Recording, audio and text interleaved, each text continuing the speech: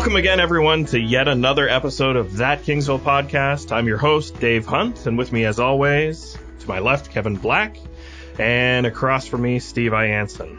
So on today's episode, we're going to discuss the future JK to 12 Kingsville School and some issues surrounding that. We'll discuss a follow-up that went to council last week for the 183 Main Street zoning proposal.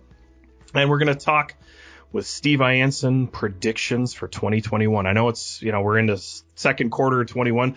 Who really cares because of COVID? Time just doesn't matter anymore. So we're going to make some predictions. So quick announcement. If there are service groups or charities or organizations within this viewership or listenership, I know there's 12 of you, whatever have you, but if you know anyone that's having an event that would like us to broadcast this on the podcast, reach out to us at That Kingsville Podcast at Kingsville or at gmail.ca. That Kingsville Podcast at gmail.com or CA, whatever one it is. So this week, we're going to discuss the Kingsville Knights of Columbus have a spring barbecue takeaway happening on April 17th. From 4 to 7 p.m. It's $20 per meal.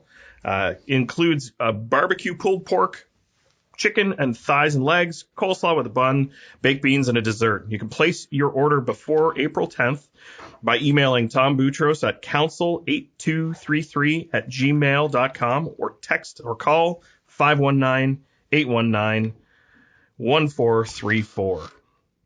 Again, that's council8233@gmail.com or text or call 519-819-1434. So, gentlemen, Jasperson, your famous highway of...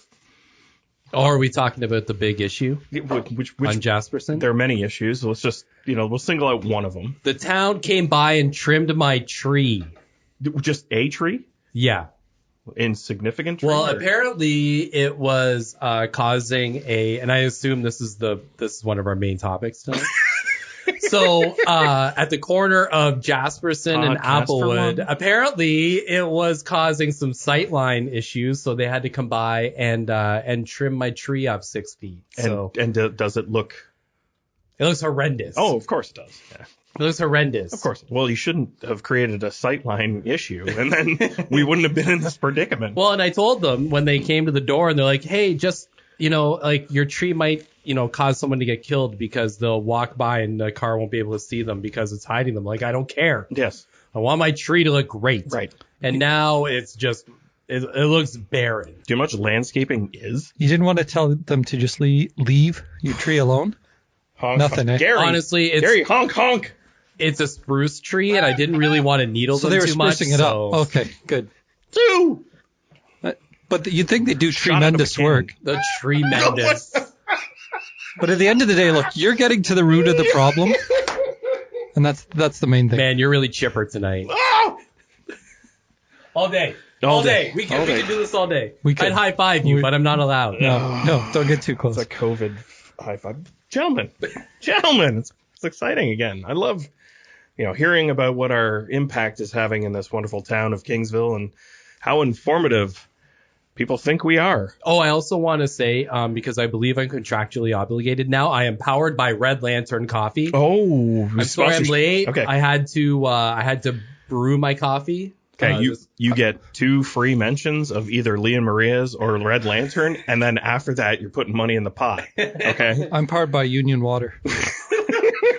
We all pay for that, so there we go. Thanks, everyone. Ay. No, the issue on Jasperson is the future JK to 12 school that everybody is now seeing an initial proposal for, and then there's some controversy surrounding this proposal. First, can we talk about how fancy that video was? It was very fancy. It was fancy. It was. I felt like it wasn't just your standard architecture video where there's just, people, like fake people standing there. Like the people were moving. They moved. And there was the Jeep that constantly just drove by. It was one Jeep.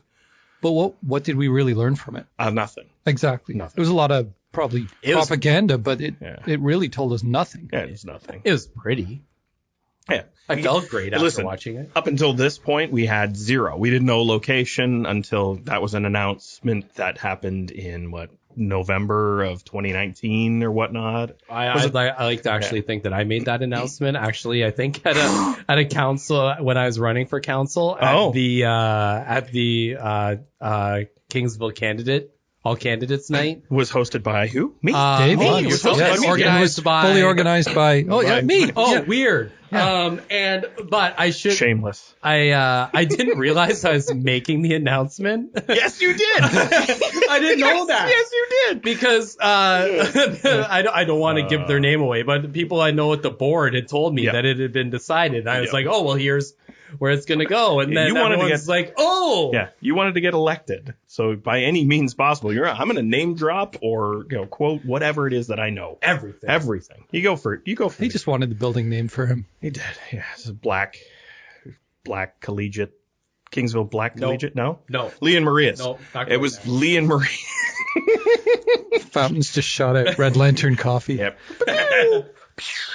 So yeah, the introduction of what the proposal started some controversy around town. First and foremost, the original budget for this school was allocated by the Board of Education and the Ministry of Education back in 2016 for 44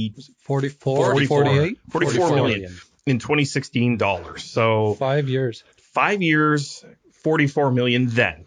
Yes. And now that the project is being greenlit with an actual timetable for shovels in the ground, the problem now becomes, what is that going to cost us in today's dollars? And Steve, I know you had some input in this, so. Well, I reached out to Trustee Julia Burgess today, and who, to be fair to her, her schedule is swamped. She wants to come on. She wants to discuss it tonight. Unfortunately, we'd love to have her. And we will. However, unfortunately, tonight did not work for her. But I know she has pushed, or I don't know if she made the motion initially, but there was a motion on the floor to request the province for more funding, which the Board of Trustees ultimately voted down. Dun, dun, dun. Well, and so, the funding from the province doesn't include a lot of, I don't know if you would call them extra items, but sports fields and playground equipment for the elementary schools. None of that's included in the $44 million. Leamington obviously has received a generous donation for their sports fields, and I think it's going to be upon the community to probably do something similar to get those amenities. However, or Lee and Maria's or Red Lantern Coffee could sponsor. Okay, so with sports field, and I like to play devil's advocate a bit. I mean, the school is being built beside the soccer complex. Yes, Kingsville, and right? that's just it. Which is also used by other organizations as well. Yeah, that's fine. But I no, and that's just it. But there's no track at the arena. Okay. Right. That's true. So, if Kingsville wanted to get back into football, there's no place to play football. I'm not saying they will. I mean, it's been gone for 25 years. I think I was on the last football team. Okay. The last football team. Man, those were my heydays. How many TDs did you score? 0. He's a linebacker? No, I was a lineman. I'm just a fat kid, right? It's like plug a hole. But yeah, but those are the things that are ancillary to the build, right? The execution of the physical building also needs some attention towards the design proposal that they've presented the public. Right. Like, I understand that they want to combine and maximize square footage. However, I think that's coming at a sacrifice to a lot of the success of a school of this type. Well, I know educators and other personnel who work in the building. Personally, Steve, do you know anyone personally? Maybe. Yeah. Are you married to one? I am. I'm married to a secondary school teacher. Lovely lady. She is. Thank you. However, beyond that, I've spoken to other secondary teachers and I've spoken to elementary teachers, and there's they were asked for their feedback. And a lot of them presented it, but I think a lot of the feedback has fallen on deaf ears. Ultimately, here's the project. We want your feedback. Thanks for your feedback. Here's still the project. Yeah. And that's speculation on my part, but unfortunately, nothing seems to have changed from what was initially presented to what is likely going ahead. They were canvassing for there was an email address from the board. I'll look up the email address to see whether or not it's still accepting suggestions. But yeah, there hasn't been a follow up to any of the concerns that were raised. Right. And if there was going to be any modification to the building after these concerns were heard. And Trustee Burgess actually referenced that email address and whether or not the board had received some of the concerns that had been sent there, because her words were during the meeting that she had received all of these concerns from the public, and she was voicing some of those concerns during the meeting, and it appeared that maybe the school board either didn't really look into it, hadn't really prepared to address it. I don't want to put blame, because I'm sure that there are people that are getting those emails and are reading them. Is just whether or not are you just collecting feedback for the sake of being able to say that you're collecting feedback? To check a box. Yeah. Or are you actually collecting, because you don't start the community feedback process by releasing a drawing. Let's be honest. Like, that's not how you begin a project of this nature. Mm-hmm. You begin a project of this nature by asking the community what they want, and then you come up with a design based on what the community wants. When you begin with a drawing, you're already saying, this is what we're going to do. Figure out what you want inside these walls. Right. And one of the biggest concerns with the space comes down to gym space. I mean, if you look at what the town currently has, Kingsville High School has a full-size gym, which is utilized to the max. They also use Migration Hall for classes. Jack Minor Public School has a full-size gym, fantastic gym there. And KPS has, I don't think it's full-size by comparison to Jack Minor, but it's a good-sized gymnasium. So you're talking 4 effectively gymnasiums. And I could be wrong here, but from what I've heard, I think the new build has 2.5. So you're taking all the students from 3 schools effectively, and they're 4 gymnasiums, and reducing them to 2.5. Where are they going to go? Yeah. And not to mention that, I think all of the other associated things with. Did you need some Red Lantern coffee? Listen, COVID prevents me from taking any of those sips. Okay. Next time I'll brew my own wonderful brew, thanks to Craig Marentet and Red Lantern Coffee. Free plugs. But even the facility itself and the building size and the allocation of all of the other classrooms and where they're delineated between the high school portion and the elementary school portion, and the parking for the high school and the shop space for the future school. Like, I don't think that it was very well thought for mass of population. I know that there's been combined schools built in the region, but not to this scale. I'm gonna disagree a little bit, just because when I was watching the board meeting, one of the issues that came up that I honestly would never in a million years have thought of was the width of the hallways. And apparently there's concern in a good portion of Leamington's new school where the hallways are very small. And so if you're trying to get through, and I haven't been in it. Or drive a Mack truck down it. Right. If you want to drive a Mack truck down the hallway, I mean, you can. You might not even be able to drive a Kia. Yeah. But Mack truck, you're fine. Maybe. Yeah. But so one of the things that the school board touched on was actually the way that they had designed the layout, and the width of the hallways is actually going to be wider than what they are in Leamington, because they understood there was some issues there. So, and this still seems small to me, but from edge of locker to edge of locker, it's 8.5 feet. Which I wonder how small then the hallway is in Leamington, because that seems really small in comparison to what I remember in my high school. Yeah. Oh, yeah. No, the current KDHS hallways are about 8-10 feet. You could drive a Mack truck down it. We drove a car in one. Not. I don't doubt you did. It's good. It's probably not meant for that. It's not meant for that. No. But maybe a car may have gone into a hallway in the tech hall. No, and I guess to be fair to the board in one sense, they've sought input from a lot of people who've been involved in other projects too. Like Tecumseh Vista, they built a beautiful new school, And then within, I think, the first year, they're having to add portables because they didn't build the school big enough. Right. Westview was the one that frequently came up during the board meeting. Okay. As comparators. So, I mean, as Kingsville parents, as taxpayers, we want to see this facility satisfactorily lasting. Yeah, exactly. Another thing that came up that honestly, again, I would never have thought of is that the way the classrooms are going to be oriented, there's never going to be two classroom doors that face each other. So the classrooms will empty into different hallways so that it's always a cycle of students instead of a mass of students coming into the hallway at one time. Okay, that makes sense. Which makes sense. Yeah. But honestly, are you that coordinated as a kid? Come on. You can't help it if there's only one entrance in and out of your classroom. Sure, there always ever is, but I'm probably not going to observe the right of way in a hallway. No, but that's it's. I agree with you absolutely, but that's their point is that the way that they are trying to design it, and I think the Westview design is apparently, according to the board, similar. Yeah, is that it forces flow. Like you'll feel weird if you're not going the right way. Well, you're feeling weird because you're a kid in high school, so that's just genetics. Right, but that's a different weird feeling.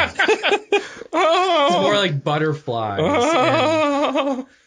I feel funny. Did you see the shirt that person's wearing today? Oh my gosh. Anyway, so it'll be interesting to see what happens with regards to the design, feedback, budgetary adjustments, if there is one, and if they are still. Well, here's the thing though, and actually we should bring up there was two other main issues. One was, and I had never heard this word before, servery. Servery? Yeah, the servery. So the cafeteria. Servery. No, it's not the cafeteria actually. That's what I was initially thinking. Corrected. Like, the cafeteria. No, it's not. You know the weird room in your elementary school that they probably did hot dog day out of? Yeah. It had like the roll up. Okay. Thing, Yeah. and then they come by and like, hey, $1 for a hot dog, but then it's sat empty for Ever. 29 days of the month until hot dog day again. No, there'd be fluoride packet day in there too. Yeah. Milk day. Ugh. Are they still allowed to do that? Is that still a thing? No, that was when we were. kiboshed, right? We can ask Counselor DeYoung to come in and talk about fluoride in the water. So getting back to the serveries. That room gone, and Trustee Burgess wasn't happy about that because she had laid out that some of the breakfast clubs used it apparently, but then there was some concern of whether that's the right area for it to happen in. So the weird hot dog day room gone. That's not going to happen. The cafeteria is a bit of a different design, and I to be honest, got completely lost in the cafeteria discussion. It sounded like, and I don't think this is right, that there's no cafeteria, that you can't sit and eat. No, in the digital. There was, yeah, there right? was one. Yeah, it was like 20 feet of glass. And then I don't understand because they were having a whole conversation about whether or not the students would be able to get food, and that the fact was that the high school students could walk to other places to get food, like, underneath the newly trimmed tree in front of my house where the hot dog carts and they're not going to get hit by a car because they can see. Right. So if you want a hot dog, like 3 for $5 or something, then you can pop by. You got to make a buck. Yeah. No. But there was some talk about cafeteria. Issues with the cafeteria. I just don't know what they are. It's food for thought. Oh, Gary, man, you're on fire. It's like 6. It's like 6 and we're That's amazing. 19 minutes in. Thank you, ladies and gentlemen. This is a record episode. Yeah, If they're still listening. They're not listening. They're done. Tuned out. Well, what's next? Well, I would expect that the Board of Education would come back with an amendment to the plans after some of these concerns, but it doesn't look like that is going to happen. I don't know. I guess we could encourage everyone who has concerns to reach out again. From what I understood, I'm gonna kick out the email address a couple of times here, so maybe we can just flood it. Well, first, from what I understand, the motion was that they were going to approve sending out to tender at a cap of $48 million, I believe. Yeah. which is actually different than the initial funding number. Okay. Which I thought was interesting. But I'm pretty sure that upper limit they had set was 48 million. So, but they never, like you're about to mention, they never actually did say if they were still collecting. Right. Yeah. It was made very apparent that if there was any issues or concerns or adjustments that the public was seeing fit, that they were to contact the board at an email address, and it's kingsville.k-12@publicboard.ca. So kingsville.k-12@publicboard.ca. And that was supposed to collect all these concerns. And I was under the expectation that there was going to be, like I said, an amendment or follow-up to address any of these major concerns, and then the design would be adjusted accordingly. But the budgetary allotment is also a major part of what's going to happen. And are we going to sacrifice more than what we have in that original proposal? I'll be honest, I'm really surprised. I kind of figured I think I was still, like, this started years ago. I think I was still in news when they were starting the ball rolling with the new stupendous school. And we can't call it super school, right? No. It's not a mega school. It's K-12. A conglomerated school. Yes. I'm surprised there's no greenhouse. I honestly figured that was a gimme where they would have like some form of horticulture greenhouse trade that they would come to a partnership to get some funding. But well, you mentioned the soccer fields being close. The greenhouses practically surround it. So. Right, but how field trip? I guess I'm surprised it's not a class, honestly, because they came up with all these different academies, right? There's the construction academy and the hockey academy. Like, how did that not happen? It just seems natural. No, like, I mean, you're building a brand new school surrounded by greenhouses in the middle of a greenhouse area where. Give them the email address, Dave. Kingsville.k-12@publicboard.ca. And you can send that in. No, it's totally a legit point, though. Absolutely. Yeah, of course. That's our predominant business community, and to not even remotely entertain it. Right. Like huge oversight. Woodworking shop is important. Yeah. Like I almost cut my finger off in wood shop. I don't know how many times. Do you still have your clock that you made in Mr. Houston's wood shop? Back in the 1900s. No, I made. You made the table. No, I didn't take shop. No, Andrew did. Andrew, I think my parents still have the clock Andrew made, unless Andrew took it. I made a scissor duck in grade 7 with Ken Friesen when we did shop in home ec. Wow. What is a scissor duck? Well, basically it's does it sound like it's like this? There you go. No, it's a wooden base, and you would have to carve the shape of a duck out and drill a hole in the head. And then take your duck shape, mount it on your base, and then the scissors just went in the. And you had nightmares after looking at it. It was on my parents' fridge for years. On the fridge? Well, they just put it on top of the fridge. When they need the scissors, they pull it out of the duck. How did you mount it to the fridge? I'm so confused. Children at a young age in this education system. Oh, I'm terrible with woodworking stuff. So did didn't even look like a duck.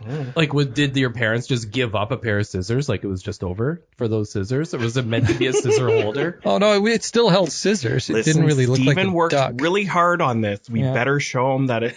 Pretty much. That was my attitude towards what I did in wood shop. It's still on my parents' wall well after I moved out of the house. Is it still there? I don't know if it is. Is it still? It's got. Find it. We need a picture. It exists. See what I can do. It exists. Scissor duck exists. All right. What's next? Council news. Remember that time when I used to write jingles? Hey, council news. And then council news. We have an update from the last council meeting. 183 Main Street was the big hot topic. Again, have you heard? There's buildings proposed on Main Street. Now, the Brado Investments and the owner of the property came back to council with a zoning amendment. They had a new proposal about the layout of the facility, which we discussed in the last episode. If you haven't listened to it, go back and download that. It's well worth your time. Anyway, The proposal went in front of council, and a lot of concerned citizens of Kingsville spoke at the town meeting via Zoom, because that's what we're in until in-person meetings happen again.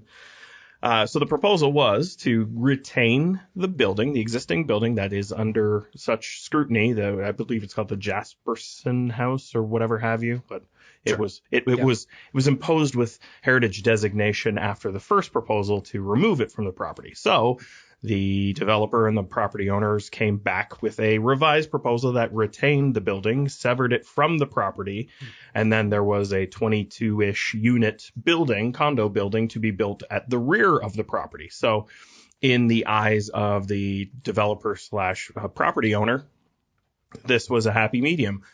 The heritage property in question gets preserved, and they get to utilize the property to their best ability. So town council heard all of the statements and the discussion, and they voted against this revision. So Kevin, you're looking at me with...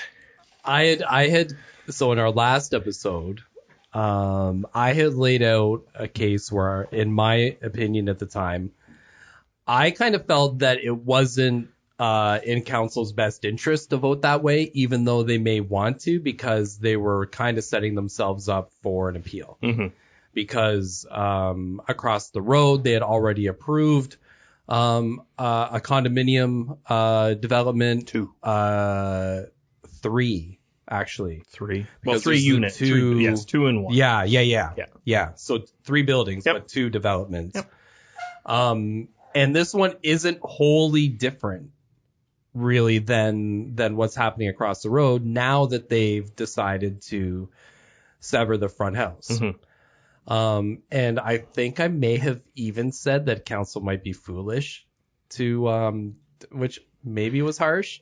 Well, but, they probably shouldn't vote against it. And so the vote against it was, if I remember right, because it was a recorded vote. Yes. So it was 4 was Deputy Mayor Gord Queen and Councillor Thomas Neufeld, and against was Councillor Lucier, Councillor DeYoung, Councillor Patterson, Councillor Gaffin, and Mayor Santos abstained because it was, or he didn't cast a vote because he didn't need to.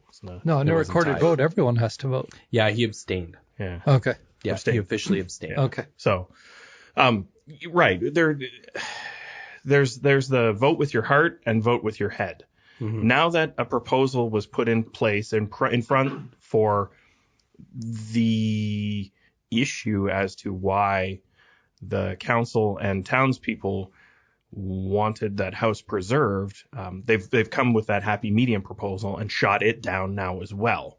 And that may open us up to some... I don't know about happy medium. Okay. Let's just say medium. Compromise. We'll use a $2 word. We're reaching a compromise. Well, I made the mistake of reading the Facebook groups today, and it didn't appear all that happy. It appeared like it may have upset 3,000 people. You don't say. Was that how many are in that group? That's how many apparently signed a petition. 3,000? 3,000. Wow. Yeah. Do we have a forensic accountant that could go back through those 3,000 signatures? So then so this is a funny post, actually, because then they posted the results of the last election.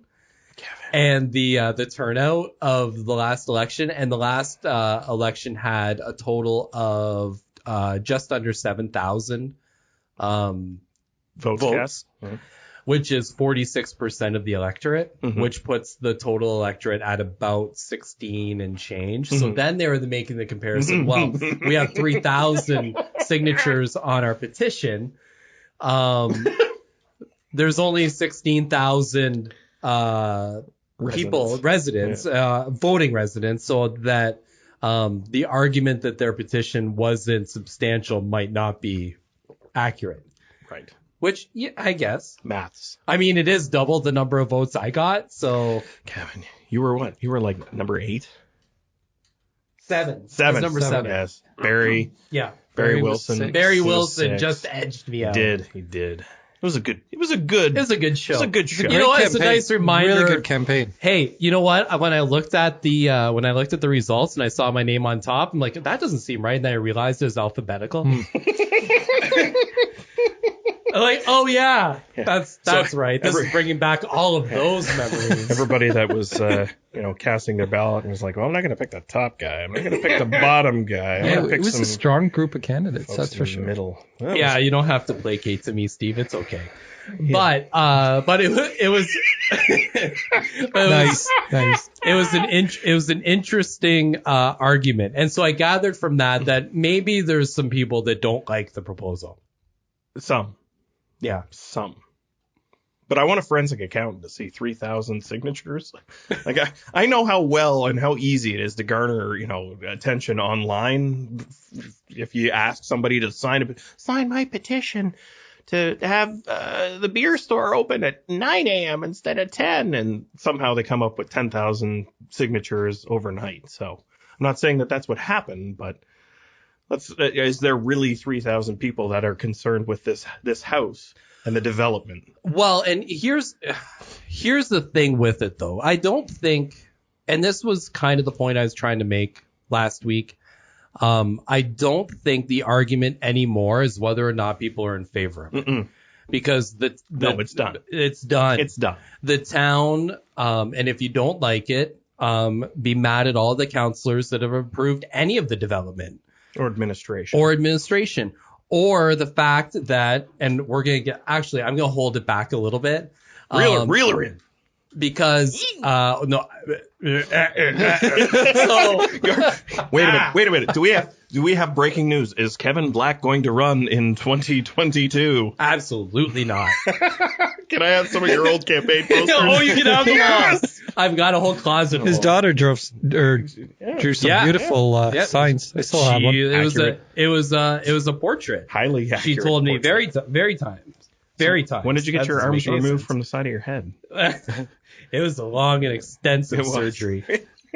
She actually gave me more hairs, I think, than I really have. Listen. Like, there's at least 7 on there. I'm like, I'm probably at about 5. First, before I get into this, can we talk about your interaction? My interaction? That kind of brought all of this about. With my interaction? Speaking of hair. Post's third episode, yes. I was walking down Main Street on my morning walk with my dog, and Councillor Gaffin ran out of the barber shop, flagged me down, and said, Dave, gotta talk to you about your episode. And I was flattered. He says, Dave, we got an opportunity. We can change. We can make this happen. We gotta shoot it down. We gotta keep going. I said, Counselor, you've got your agenda, and this is what you got to do. I'm taking a neutral place because of my point of view as a host for this episode or this broadcast. And Kevin, you're taking one point of view, and this is how we present entertainment. So we'll see what happens after this interaction with council and this proposal transpired. So I don't want to say I told you so yet. No. Now I will,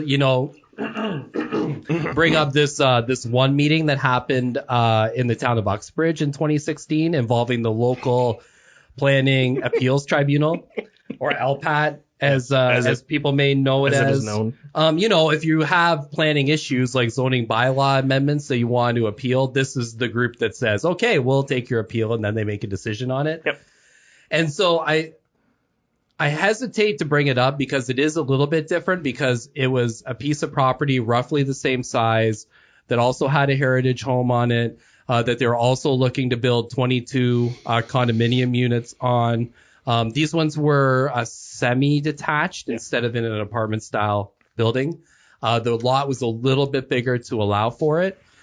And the council decided instead to vote with a community group that had come together to support not tearing down the heritage home because it was going to have an impact on development. So it turned out that the town, because the appeal was lodged, after the appeal was lodged, the town and the developer came to an agreement where they were going to slightly decrease the number of units.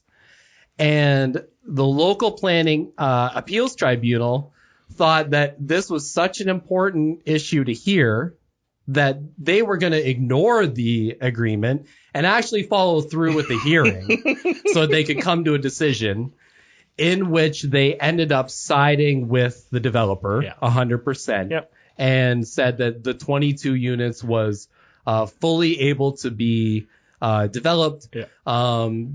They were properly making sure that the heritage home was going to be cared for, and that was a concern. This is completely leaving the heritage home intact. That development actually was moving the heritage home and rotating it so that they could have better access to the property. So it's that development that they approved at the tribunal was actually more intense than what is proposed at 183. Mm-hmm. And one of the key things that hearing was based on, actually two. One of them was density of the property. Yep. And the other one was how it fit into the official plan. So I did some maths, believe it or not. And I went on the town of Kingsville's own mapping system and brought up the lot at 183 Main. It's about an acre, right? I measured it out. Oh, hectares, my friend. We do this in hectares. On me. So 183 is 0.43 hectares. Yeah. Okay. So medium density development, according to the town and county official plan, is 50 units per hectare. So that happens to work out to 22 units. Hi-yo. Exactly what the developer is proposing.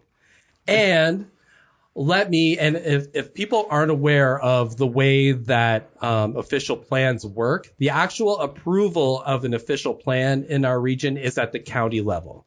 Now, the towns have their own ability to make minor amendments, but the county official plan is actually the one that's in place. And I'm going to read the county's wording. However, it's the same in the town of Kingsville's official plan. Correct. Okay. The county encourages well-planned intensification development projects in the settlement areas to encourage more efficient use of land and municipal infrastructure, renew urban areas, and to facilitate economic and social benefits for the community. The County of Essex official plan adopted, and this is old and actually needs to be redone, February 19th, 2014, but this is the one that's in place right now. Also specifically encourages residential intensification and redevelopment within primary settlement areas. You did your homework. So I'm impressed. I understand that it is something that people don't like. Mm-hmm. However, and much to their chagrin, and maybe they should vote in favor of people that will make sure that this changes. But as it stands right now, with the wording in official plans, with the way zoning bylaws are set up, and with previous zoning precedents, the town will lose at the tribunal. And I think that's what the Main Street Development Committee is established to ensure that going forward, that future developments follow certain criteria as to not put the municipality in these types of situations, right? So, these three properties that three properties that we are in discussion of, the two flanking the high school and 183, were approved or had applications in prior to any other disposition for property utilization or site plan approval. So what I fear is that with this ordeal and what's transpiring and what's going on, will set future precedents, will keep the municipality at exposure going forward, right? Precedent's been set at 200 Main. It'll be set at the other, I don't know what the other property is to the west. 160 something, like 160 something, 158, whatever it is. Yeah. And then across the street at 130, or 183. So to me, I understand council and as representation of the public have to cast their vote in certain situations, right? You're the voice of the people. You're representing the community that you were elected by. The problem is that whatever had happened and whatever transpired with regards to the disposition of those 3 properties or those approval processes or what's transpired with those 3 properties will have a ripple effect that will put the councilors and the municipality between a rock and a hard place going forward, right? We all have the sense that we want to preserve and we want to keep Kingsville a certain type of town. But at what cost and at what legal exposure are we under? Well, and that's the thing. It's not that we're in favor of that development. Mm-hmm. You know, it's a moot point. Right. The only question really, because of the town's policies, can be, do we want to get sued or not? Right. At this point. And honestly, and I know it had been approved in the budget, but it was really interesting that they posted the solicitor position again just a few days after that council meeting. Yeah. Speculation. So I'm assuming the next chapter of this story will be yet another proposal or a request for It'll have to be at the tribunal. You would think that developer knows. Yep. Like the fact that they broke out exactly 22 units to be the exact definition of what medium density is. Compromise. Yeah. Compromise. And so it's either settlement. What do you call it when they look at it? Reconsideration or tribunal. And if it gets to tribunal, like the council should have some questions to answer around the cost of those legal fees, and that'll be something that we'll file a Freedom of Information Act request for sure. And now, because that's like it's silly that it would get that far. Well, the next development that's now a hot button topic around town is Peralta Engineering on Division North. So Peralta Engineering is now occupying a house, and they own an adjacent house on their sliver of property beside the Red Apple. And they're proposing a zoning amendment and an official plan or amendment in order to level those 2 buildings and build their own engineering office headquarters over those 2 properties, which in their rendering shows I think it's a 2-story building with some parking and beautification, modernized approach, right? It's an engineering firm and it's a business. They want to represent themselves in a professional manner. So this is also now creating somewhat of a hubbub around town about taking down properties within the downtown core. And as furrowed brow, Stephen. They don't want that development in our downtown core, which goes against all of our, needs and strategic a plans. Business in the business sector. Correct. So I think that we've got yet another case of maybe a lot of personal opinion having some influence over social media platforms in order to launch a bit of an agenda to push someone's point of view that may gain a lot of steam that isn't exactly justified. So this goes towards council near the end of April. So over this episode or next episode, I think maybe we'll talk a little bit more about some developments, but this is the next one. So it'll be interesting to see how this is handled post the issues that have surrounded the high school properties. So, going forward, it'll be interesting. How do you I don't understand the thinking behind not allowing it to happen. Like they already have. Kevin, they don't want open streets because it puts traffic down Pearl and, ancillary side streets for a portion of time. Forget the business community and what advantage it can have and anybody. They don't want it, right? There's always going to be opposition to everything. It's the point that I'm stating is that social media is giving them a platform to collect these radical thoughts to push an agenda that either A, has absolutely no bearing in the decision making of that proposal, and B, puts council and administration at risk because of decisions that they cannot make, or that if they make them, they open themselves up to legal litigation. Yeah. Right? Because they are an elected body. And yes, in order to retain an election capability or serve the people that you've been elected by, you're having to vote in a certain direction that has absolutely no win situation in it. Well, they need to work fast to pass some kind of official plan amendments or zoning bylaw amendments, like grandiose amendments to completely change the wording and development opportunities. Anything in the found town on Facebook will not be considered for an opposition point towards any proposal. Because if you're gonna and this hasn't come to council yet, so I don't want to think that council is going to vote one way or the other, because we don't know. But the thought that because people don't want it to happen beside their house, in their backyard, the NIMBY, that can't govern your town. No. And that's not the way it works, and that's why there are things like the official plan and zoning bylaw, because they're grand overarching documents that plan for development 5-10 years in advance. Mm-hmm. And you have to be looking at development that way. You can't look at it that, we don't want it on this piece of property. No, look at the other side of the street. It's all business now. Mm-hmm. There was a home there. They knocked it down. Now it's a garage. Yep. You've got, Discovery and a church.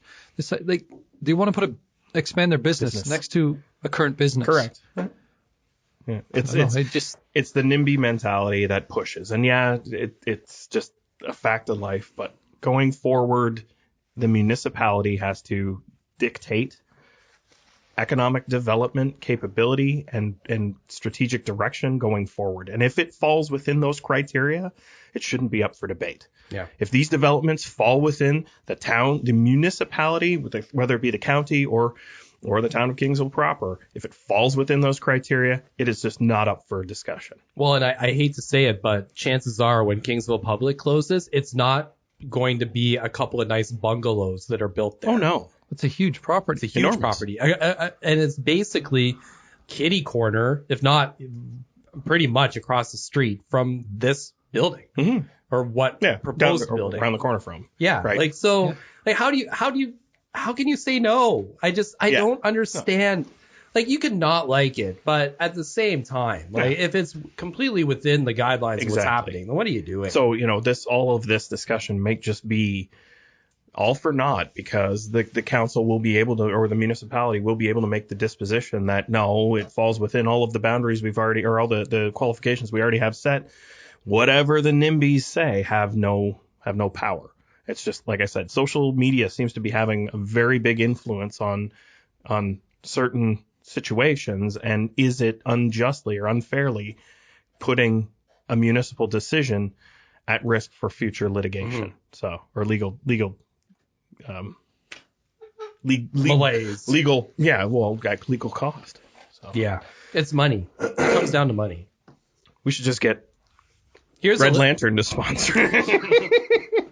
All right. So, Steve, in your years at the Kingsville Reporter, you used to do an annual prediction list. Now, since we're into quarter 2 of 2021, it's about right to do some it's usually when I'd start it. Yeah. So, Kevin and I have asked Steve to hit us with these predictions cold. We've not seen his list. We have absolutely no idea what he wants us to predict the outcome of. So, this might include sporting events or social events or happenings. So, Steve. And wait, we should point out that Steve's are going to be, because you have your own predictions, right? Mm-hmm. Yes. So yours are going to be the actual predictions of record. Right. For that Kingsville podcast. We're recording them all.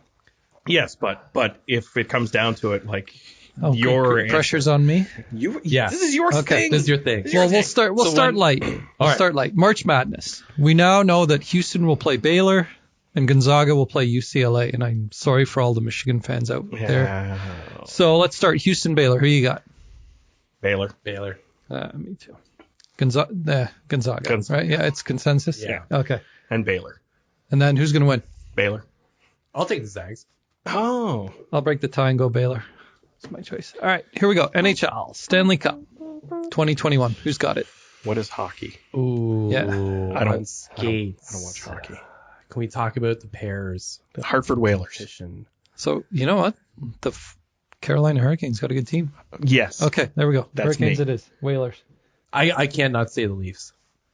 You slappy? Hey, they're having a good season. Say All NFL. Right. Say NFL. I took the Lightning. NFL.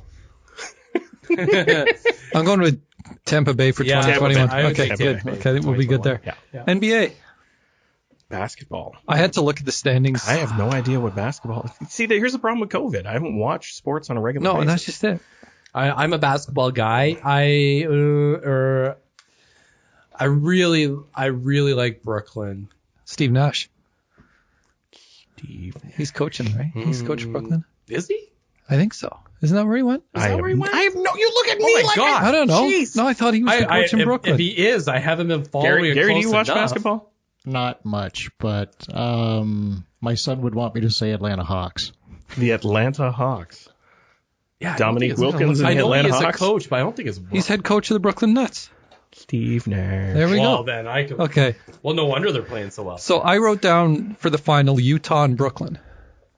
Utah, that's out Utah have the best Jazz? record in the league. Yeah, I looked at the The standings. Jazz. Yeah, Is the Karl Jazz. Malone still Him playing? and John Stockton. Yeah. All right, Take a roll. all right, Dave. Take a roll. I will say the LA Lakers are All going right. to win because of LeBron James. Kevin. Brooklyn. I'm gonna take Brooklyn. All right. Yeah. Now, Major League Baseball opening day is tomorrow, as in day after we're recording this. However, it's a long season, 162 games, playoffs. Who is going to win the World Series? The Toronto Blue Jays. Yes.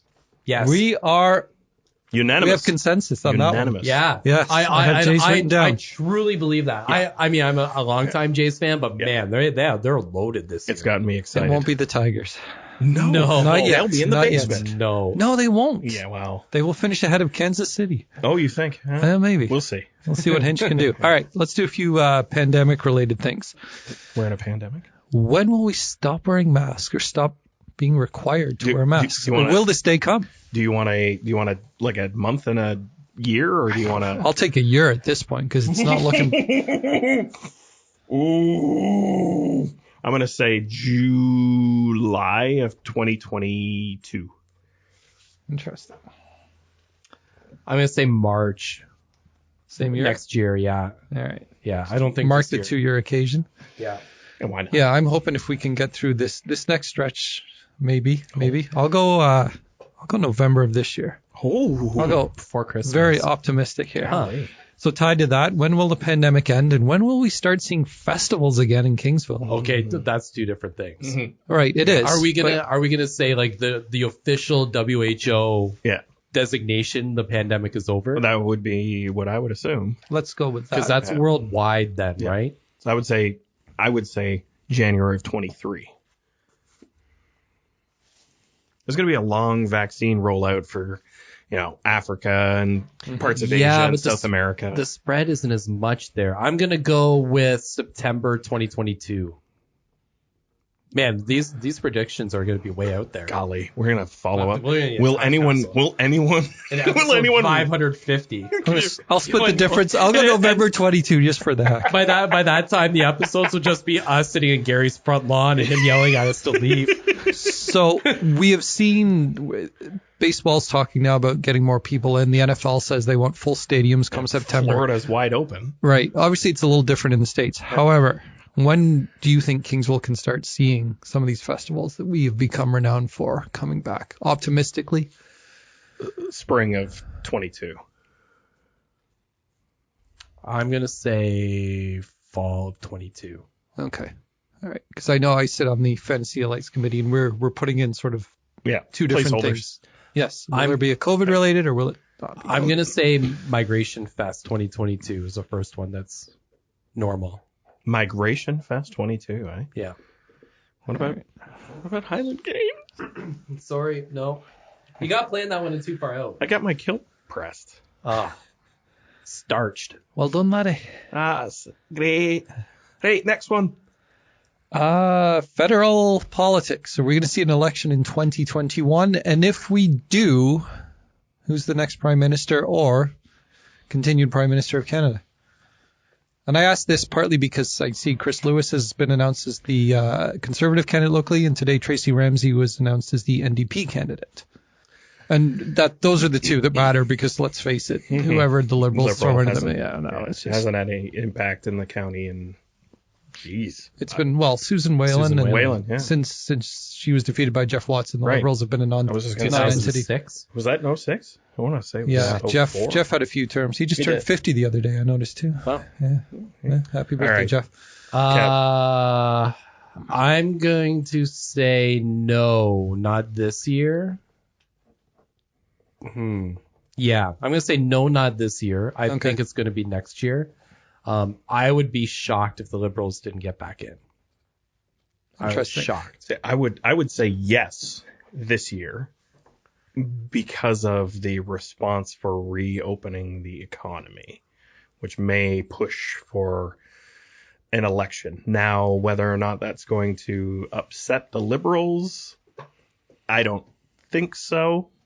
But I think that how exit of COVID is going to have some influence on an election call. See, so I would agree, but I don't think the NDP will support the federal conservatives for the non-confidence motion. That's the only reason I don't think it will.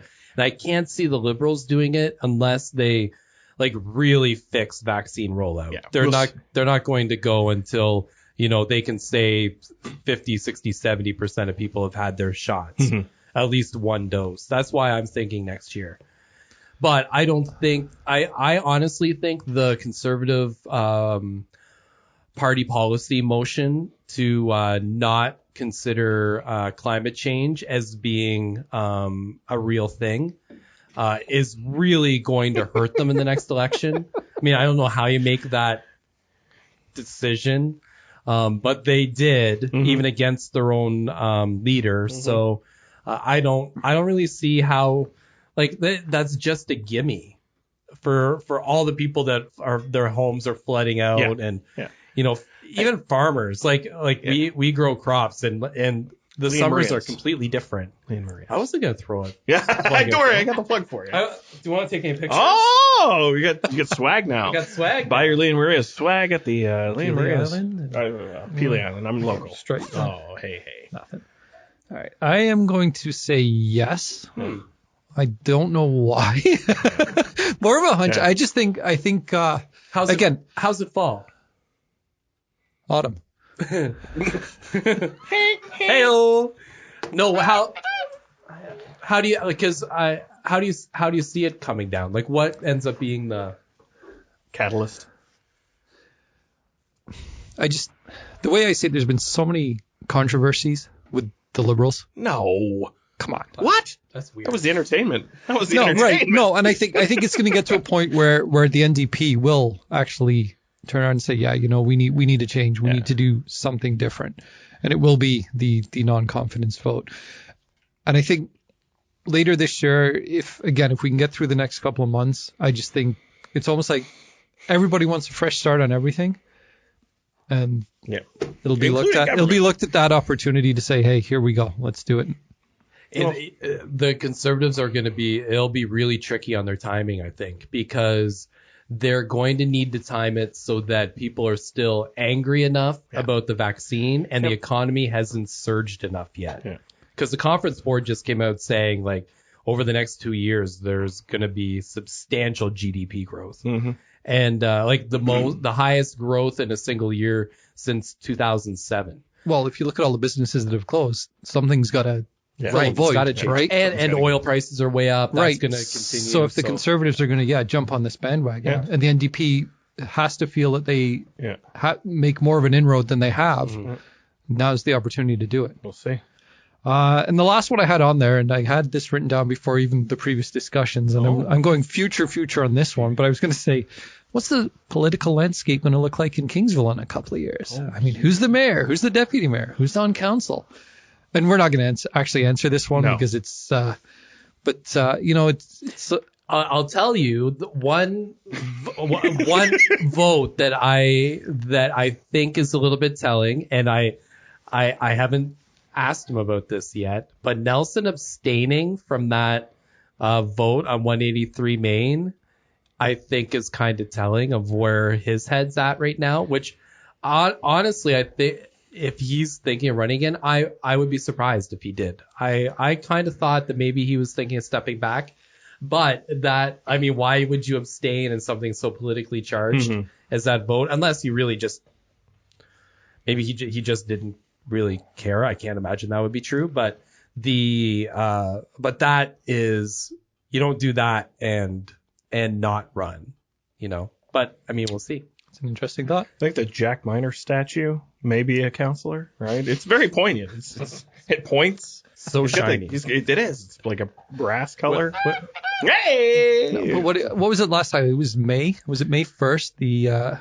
You could start filing your candidacy. Yeah. So we're looking at coming up here. Yeah. Next year. Is it next? 14 months? Yeah. No, it's not that Well, one. next year's the election. No. 20. Oh yeah, it's 2021. Yeah, you're right. Yeah, So you can apply. Yes. Coming up now. No, next year.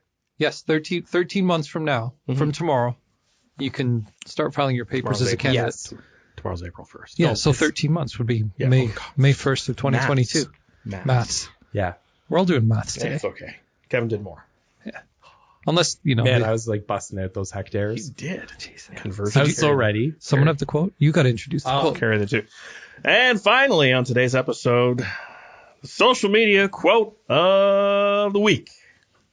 Have you seen it? I haven't seen it.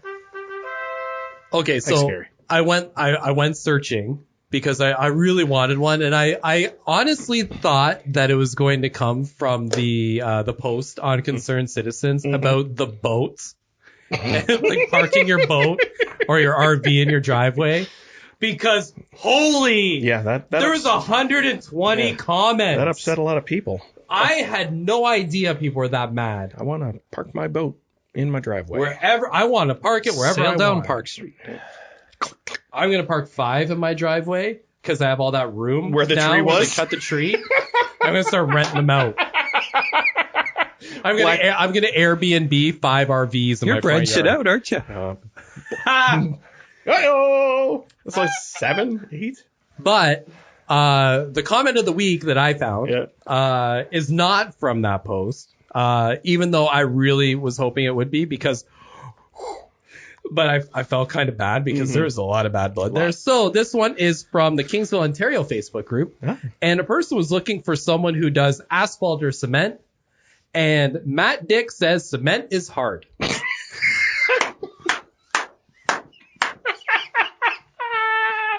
Hi-oh! Comment of the week. Anyone who's ever fallen on it. And with that, we're going to wrap up yet another wonderful episode of That Kingsville Podcast. I want to thank Gary Glass for all his wonderful technical production. If you want to get a hold of us, which we please, just tell us to do something on social media or email. If you want to hear something different, you want Steve to talk about like the good old days at the Reporter. You want me to talk about how awesome I am more. or if you want, an address where you can burn the effigy. Yeah. We'll welcome your commentary on our Facebook group or at That Kingsville Podcast at gmail.com. Thank you again for joining us. We'll see you next time.